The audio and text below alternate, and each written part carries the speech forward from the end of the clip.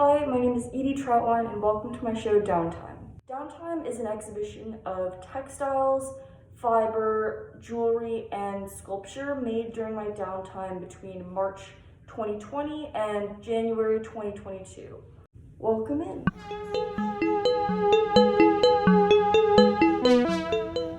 This piece is called Sweater 1 and it's made from a repurposed sweater underneath, and then I crocheted on top of it and into the original garment with recycled yarn and soda tabs. For me, it really feels kind of like a chrysalis or a cocoon. Well, it gives the feeling of like being hugged, being held, very protected. These two garments were worked on at very different times, about 2 years apart or a year and a half, both made out of recycled yarn. This piece was inspired by hyperbolic crochet patterns that I read about in a book related to the crochet coral reef.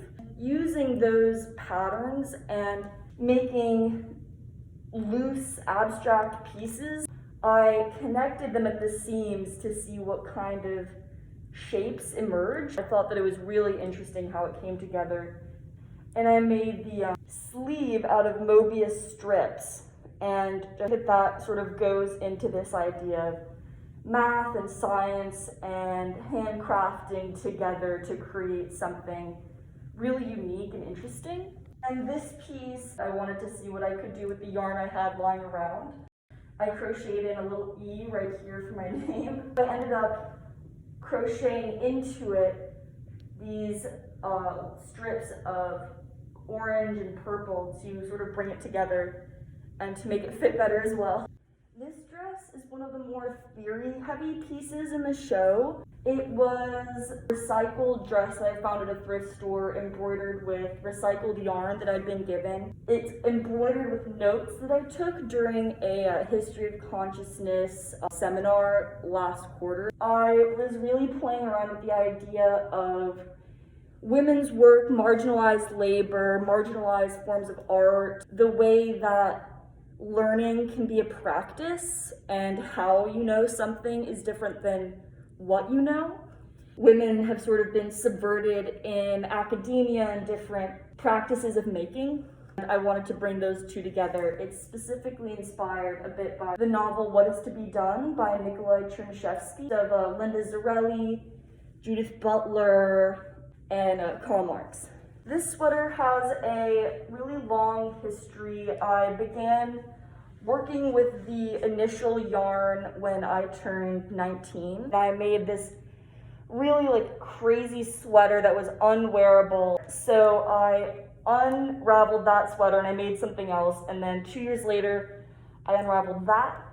At that point, I had become a lot more experienced at knitting, and I was trying to incorporate different techniques, and I've been really inspired by the women who I've met in different knitting circles that really dedicated themselves to making something perfect and to doing something super technically correct.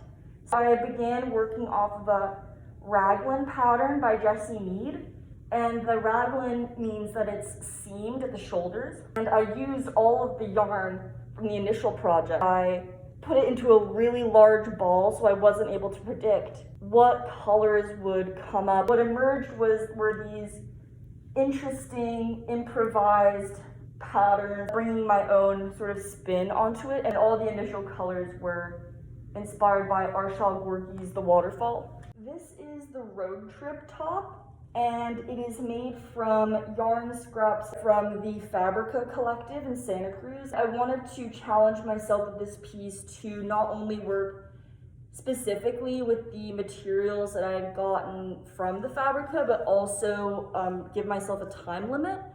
So I worked on this in the duration that it took to drive from Santa Cruz to Los Angeles. I was able to incorporate these granny squares that someone had made and was going to discard, crochet around them with the yarn that I had found, and use these soda tabs not just integrated into the stitches themselves, but act as a mechanism for spreading the piece and making it larger. Kind of looks like hubcaps in a way.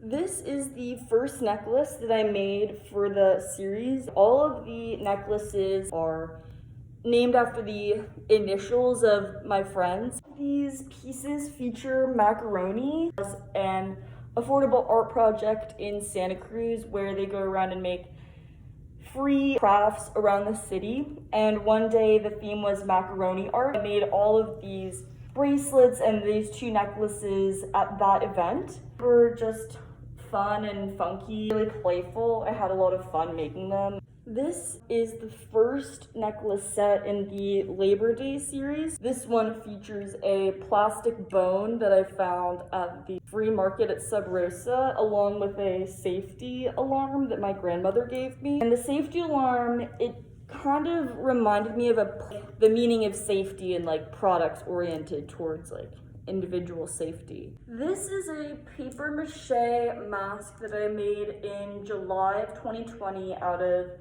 moving boxes and paper mache.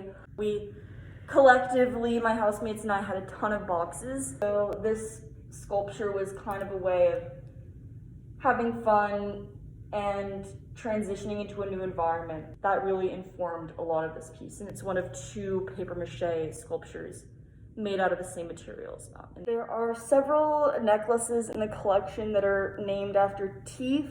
This is part 1 of those necklaces, and they're made out of my wisdom teeth. Early in the quarantine, I was thinking a lot about what to do with the materials I had around me, and I found a bag of wisdom teeth that I'd asked the nurses to save for me. So I really vigorously cleaned them, found a way to drill holes in them so that I could add them to this necklace. Here I have the Workstation, which features a lot of the materials that I use, as well as kind of general stuff that you'll find around my room or on my desk. Collage of objects that really represent me and my work. And above that, I have a embroidered self-portrait that I did in April 2020, my first quarantine haircut. I felt very frustrated after I cut off half my hair by accident of embroidering on canvas as a way of trying to reckon with what I had done to my hair and where I was just at in general.